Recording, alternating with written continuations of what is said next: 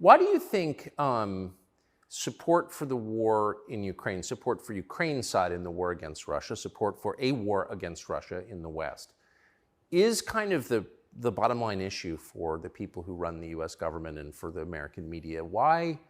I mean, I guess you could argue about it, but there isn't an argument about it in the United States. There's a position, and anyone who doesn't hold it is attacked and punished. Why? Why is that so important? Well, the first thing I think we should all do is I think we should all give Putin credit for curing COVID, right? Because when his invasion happened, COVID went away. So thought about that. Think about it. It's almost to the day. So we have to give him some credit at least for doing that. He may be the bad guy of the world, but at least he cured COVID for everybody, nearly instantly. Fair. Thank you, President Putin. Yeah, I, up until this point, never really commented too heavily on politics. Yes. But I understand very well, I like to believe what's happening with Ukraine and Russia.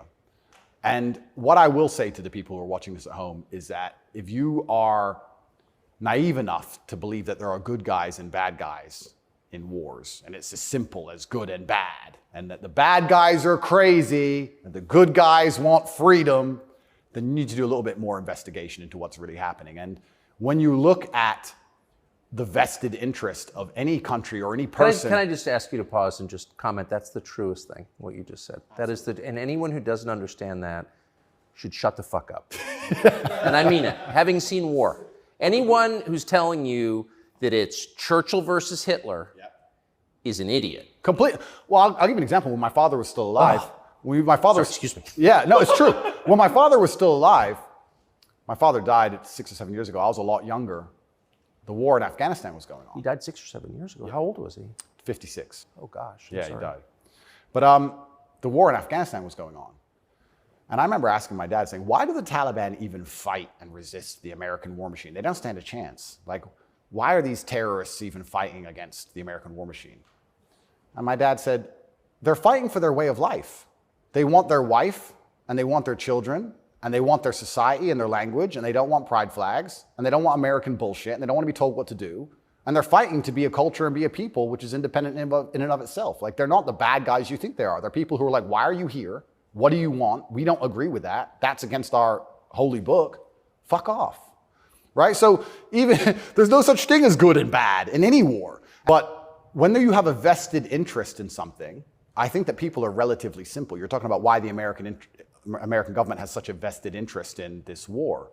Which is not good for America. Which is not good for America. So is it, well, we can say it's for money or we can say it's for power. What else would it be for? What, is it really for freedom and democracy? Well, I think that's already been destroyed by Zelensky, hasn't it? So what is it for if it's not for money and power? And then you say, well, who's the money and the power going to? I woke up, I'm an American. Why does America care? Well, I guess it's for money or power. There's no other reason. Okay, well, America wants to be a rich, powerful country. That's fine. Is the money and power going to America, or is it going to a select few individuals? Are those select individuals interested in me and my life? Do they care about benefiting me? Do I need to support the power grab of these select few individuals? Is that going to be a smart move for me to make, for me to have the best possible human experience? This is a very logical thought process. Yes.